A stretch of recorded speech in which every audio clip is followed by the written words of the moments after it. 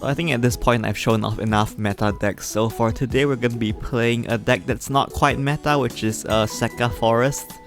Even though this deck isn't meta, it's actually still quite strong, so like if you're just trying to climb the ladder and you like Forest or something, this is actually a pretty decent deck to play, and also I think it's the most fun out of all the decks I've showcased so far. So yeah, let's look at the deck list we're playing for today.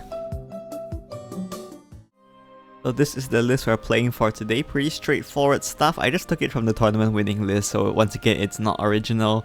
The main key cards for this deck, number 1 is Aria. Aria has a very powerful evolve effect that makes it so whenever a fairy wisp or fairy comes into play on your side, give it +1 rush and last words do 1 damage to your enemy leader. It makes your fairies much stronger, which is very strong because this deck has a lot of fairy generators.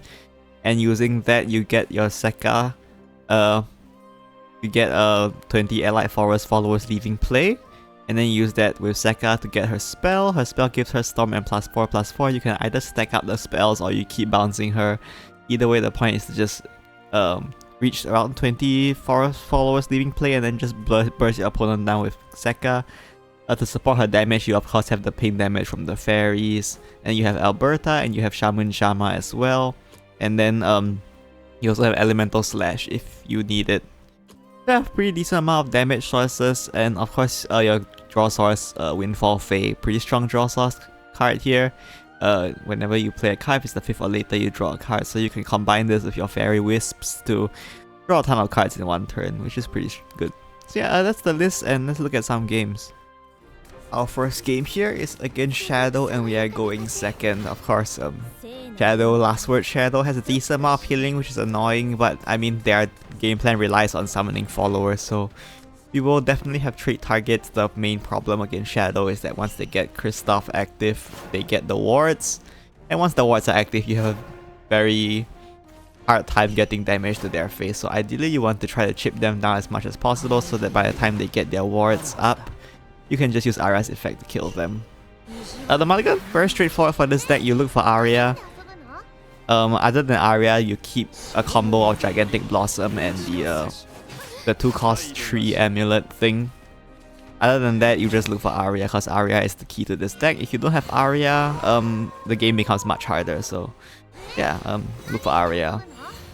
And then if you already picked up Aria, you can look for early game cards like Blossom or this Archer, Fabled Archer that just died. Stuff like that. I think pretty straightforward stuff. Yeah. My opponent's going to go ahead and draw Celeste Omega here. And then draw a Kagero as well. And they will trade into my followers. This is pretty good. We don't want damage coming to our face because right now we don't see our healing. Tree of Wonders, that's what it's called. So if our Tree of Wonders here, we're going to go ahead and just drop that so that we can draw into our deck more. Then you can use Sekka to clear here. Preferably you wouldn't use Sekka just to clear like this, especially since she cost an evil point. But it's not like I have anything better to do here. I still have no Aria, so a bit unfortunate. And we go ahead and bounce the Sekka to save her for later when we're looking for lethal. And we pick up Aria here, which is very nice. Unfortunately, we do give my opponent the information that we do have Sekka in hand, but I mean, it's probably fine. And my opponent will drop the Nightmare Devourer, but they didn't have enough board space, so they only summon 2, which makes it perfectly manageable. And here comes the Kagero here, which is somewhat annoying, but it's fine. Go ahead and drop the Aria. We do mill the fairy, but that's probably fine. We have a lot of fairy generators in hand anyway. Then we can drop the Wisp here. The Wisp can trade into the Nightmare Devourer. And then we can trade the Aria as well, and then our buff fairy that we generated from Blossom can clear the 3 defense Nightmare Devourer. So we do manage to clear that ward, which is quite good. My opponent's still at last word 7, so we don't have to quite worry about Chris yet.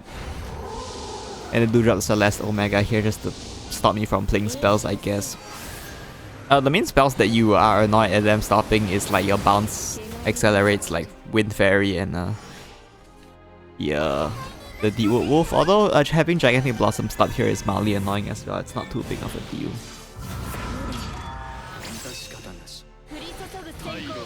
So here I just try to look for lethal as fast as possible, so we try to deal damage here. And we go ahead and play the Alberta, then play the fairy so we can get the Alberta back again, and then we trade off the fairy as well. And then we can drop Shamu Shama 100 damage You can see my opponent is at 9 last words. My board is intentionally done this way so that they don't have a trade target to kill their own Celeste Omega. My opponent has to do the next best thing, which is dropping Ominous Tyrant, but you can see now that I'm at 16 Forest followers left play. So with a combination of Gigantic Blossom and Intertwined Resolve, I will be able to finish them this turn. So yeah, go ahead and drop the Sekka here. Arisa's Leadership to summon 2 fairies. Go ahead and trade them off. Now we're at 18 followers left play. Gigantic Blossom plus 1 more fairy. Then now we, with Alberta hitting face, then it'll be, now it's 19, Alberta hits face and banishes for 20. And then that'll be lethal. If I need more damage, I can use Shamu Shama as well. So that's it for this game. Let's move on to the next one. Our next game here is against Dragon. Once again, we are going second. Even though going first is usually better, I think for this deck, since going second allows you to evolve Aria on turn 4, it's not as bad as the difference between going first and second in some other decks. So we do pick up Aria on the opening, which is very nice. We got Walder as well. You can go ahead and use Walder to hit them in the face. We see 2 Blossoms right now, so we are considering accelerating both to invoke our second Walder. You can get the Walders out of your deck to draw your more useful cards. So you can see here I have nothing better to do, so we do just go ahead and accelerate 2 Gigantic Blossoms, and this will invoke our Walder. Then we just trade to minimize damage coming to our face because Dragon does a lot of damage. Conversely, this one ping from Walder probably wouldn't have mattered too much, so it's probably better to just get rid of their followers here while I have the time to. We can draw a bunch of fairies here just to annoy my opponent. There is an argument for keeping these fairies in hand for after I play Aria to combo with Windfall Fae here, but I sort of just put them up in case we can force our opponent to have to deal with them, or either have to deal with them or we can use them to send hit face next turn. But my opponent does drop Tiamat to clear all of them, which in the grand scheme of things is probably fine. We don't really care that much, and them spending the Tiamat on something like a board of fairies is pretty weak from them, so we're not super, again, we're not really complaining there. What we are complaining though is that my opponent does drop the Razia here with the bike, which means we're gonna take a very, very disgusting amount of damage this turn. We do have to get rid of the Razia here. We drop the Fairy Slugger to heal off the damage that is incoming to our face. And drop the Fairy. We hold the Fairy Whiz ideally for a Windfall Fae, so we don't play it this turn. We go ahead and evolve the Slugger just to heal off more. And then we use Wind Fairy to bounce the Slugger. The Slugger is your best source of forest followers to activate Sekka's condition, so as long as you have evil points, generally you do want to be spending it on the Slugger after you get Aria active at least. This time we can go ahead and look to heal. I played the Wisp here first instead of like after playing the Slugger, because in order to fully clear this board, I do need to play this Wisp. I do need this Wisp to have Rush as well, so that's why I did that. Now we can drop the Slugger and then the Wisp can trade. Draw another Wisp here. Just to heal and draw, activate our Windfall Phase draw condition. We can draw our Fairy here. Then we can evolve the Slugger as well. Summon more Fairies. Then we can go ahead and trade them off to clear these Combustion Demons. And then we can just use Gigantic Blossom to draw another card and set up some Fairies for next turn in case we need them. You can see our opponent, we're at 18 left play now with this Windfall Fae, it'll be 19, so we do want to pick out a Fairy at some point to activate it at 19. I mean to get to 20. Opponent would play the Jerva here, which is completely fine.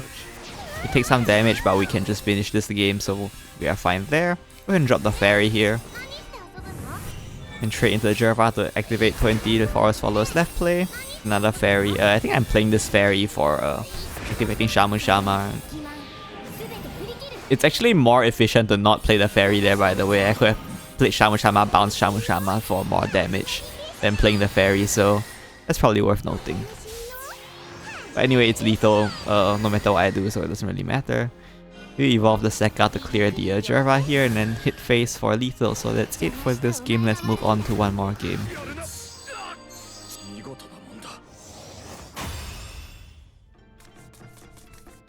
For our last game here, we have a game against Porto and we're going second again. Turns out all my games are going second this time. So once again, we'll just look for Aria. And we don't pick out Aria. I guess just spoilers, we've seen enough games where Aria is broken, so I think it's time to showcase a game without Aria. You can win with Aria, you can win without Aria, it's not impossible. Of course it's gonna be much harder since your fairies are gonna be much weaker and they won't have rush either. But it's not unwinnable, so yeah, we go ahead and just drop the Fabled Archer here, not much else we can do, and it'll get some followers on board to deal with their followers. My opponent will accelerate the Artifact Carrier here. And they will go ahead and trade off the Engineer to pick up Paradigm Shift, which is good for them.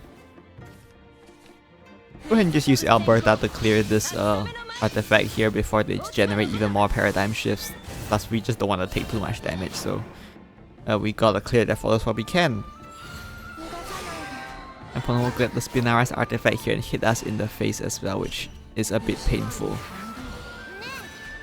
You can go ahead and summon out a few fairies here and then use the fairy to bounce. This will get up. Oh, it doesn't get Alberta back. I don't remember why I did that. Oh, I just took the fairy back because I needed to have followers to combo with Windfall Fae here because I'm looking to draw next turn. So, since we want to draw Windfall Fae next turn, the goal is to generate a Wisp to combo with her, as well as pick up some 1-cost followers to line up with a Fae. Now we're going to go and drop the Fae here. And drop the Wisp here and then just bounce the Wisp. Bouncing Wisp is pretty strong because it lets you get the play count and follower count for a 0 cost. And we get the Albert out as well, of course. Alberta, sorry, not Albert. And then at this point, sometimes you do want to save your Wisp, but in this case, it's probably best to just trade in everything for as much draw as possible. Let me pick up Shaman Shama here and go ahead and use her as well. And then just pick out her spells to get some play count going later on. And to evolve the fairy here, just to pressure as much damage as possible because we don't want them to portlock us, so we have to force them into a situation where they have to clear our board, which is what this is. You can see I'm at 10 followers left play. Yeah, so still a little bit far away, but like not too bad. We'll trade here and play the Engineer as well. And they'll summon out some Keenagers, which is quite annoying because this lets them heal. And they'll summon another Keenage as well. And then use Quicksilver as well, I guess, just to discount the Paradigm Shifts more. It's worth noting though, I don't think they actually have another Paradigm Shift if you look at their play cards.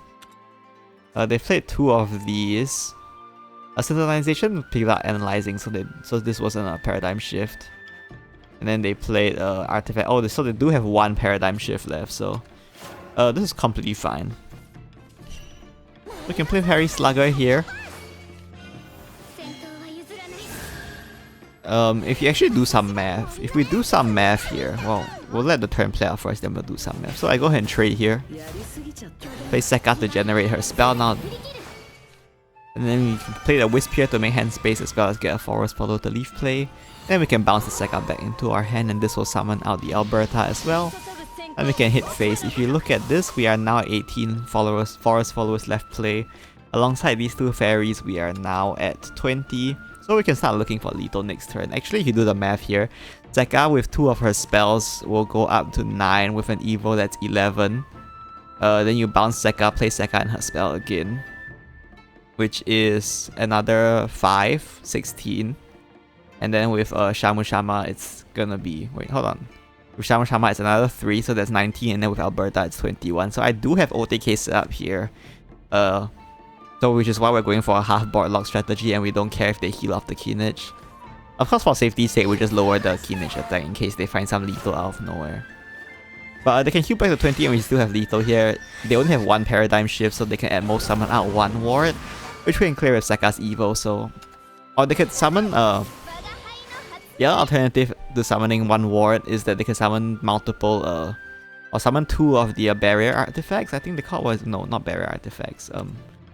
The mystic artifacts with because I want 2 of those, and then we could probably get through with them with a combination of Sekka and Elemental Slash anyway, so at this point we're pretty guaranteed lethal, which is why we went for the Barlock strategy. But the senses there didn't really get any wars there, we have super lethal. And since they did play a follower for us, we could use Elemental Slash on it. Of course we didn't need Elemental Slash for lethal this turn, but I mean if we have it we might as well go for it. So yeah, you can win with Aria if your opponent doesn't high roll too hard, I guess. So that's it for this game. Let's move on to the next. Oh, there's no next game. There's only me using a Needless Evil. But anyway, yeah, that's it for today's seed.